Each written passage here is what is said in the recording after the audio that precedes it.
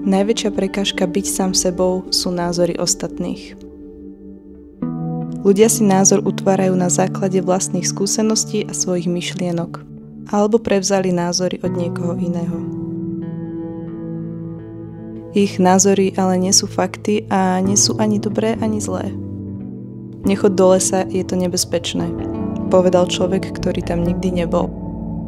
Verili by ste takémuto človeku? No samozrejme, že nie. U mňa to začalo pri výbere strednej školy. Veľmi ma bavilo kresliť a malovať, tak som si podala prihlášku na umeleckú školu. No od rôznych ľudí som vtedy počúvala, čo chcem s umeleckou dosiahnuť a že s ňou nič nedokážem. Na umeleckú som sa dostala, lenže čo po strednej? Musela som sa zamestnať.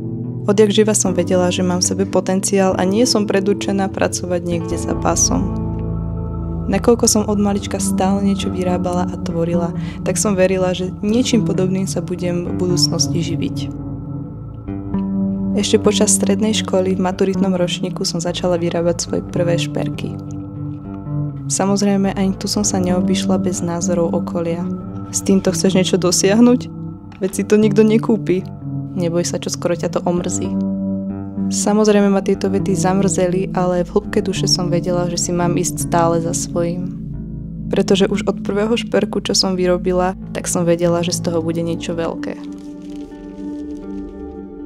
Všetky názory a narážky, čo som dostávala od ľudí, ktorí nechceli, aby som bola úspešnejšia, ako sú oni sami.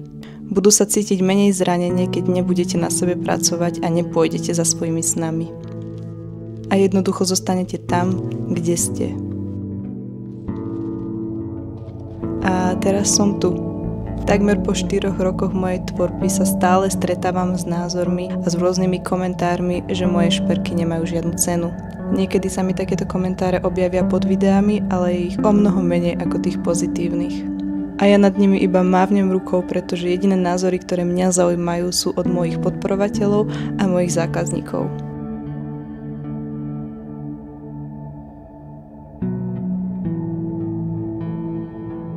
A medzi tým som spísala pár vecí, ktoré by aj vám mohli pomôcť v tom, aby ste kašľali na to, čo si ľudia o vás myslia.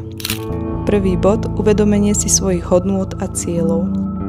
Keď máš jasno v tom, čo chceš dosiahnuť, tak názory iných sa stávajú menej dôležitými. Sústreď sa na svoje ciele a vlastné hodnoty. Ľudia môžu mať odlišné názory a len ty vieš, čo je pre teba najlepšie. Bod číslo 2. Rozlišuj konštruktívnu kritiku od negativity. Nie všetká spätná väzba je zlá.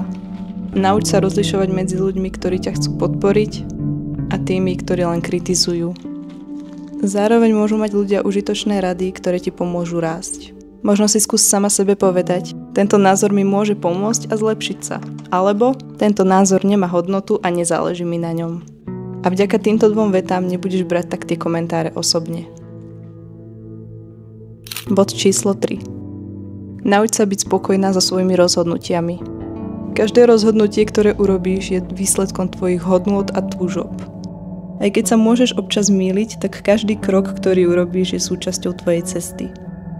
Ak sa naučíš byť sama spokojná so svojimi rozhodnutiami, tak budeš si viac vážiť vlastné úsudky, než úsudky iných.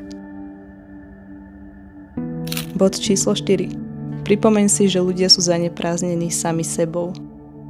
Jedna z najužitočnejších vecí, ktoré si môžeš uvedomiť, je, že väčšina ľudí venuje len minimálnu pozornosť tomu, čo robíš ty.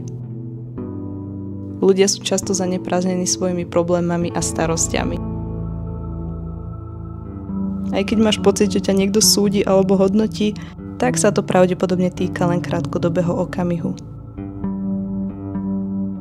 A posledný 5. bod, vnímaj svoje obavy ako príležitosť na rast. Ak sa často trápiš tým, čo si o tebe myslia iní, tak to skús vnímať ako príležitosť na osobný rast.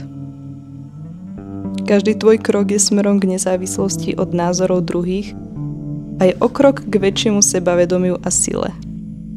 Postupne sa naučíš, že tvoje šťastie nezávisí od druhých, ale od toho, čo sama cítiš. Čím viac budeš niečo robiť, tým v tom budeš lepšia. Dôležité je ale začať. Čím viac budeš malovať, tým krajšie obrazy budeš tvoriť.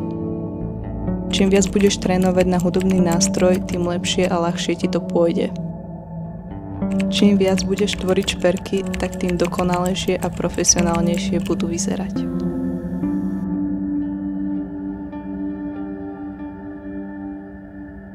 A posledná veta, ktorú vám chcem odkázať je: nepočúvaj kritiku od ostatných ľudí, pretože tak nebudeš žiť svoj život, ale ich.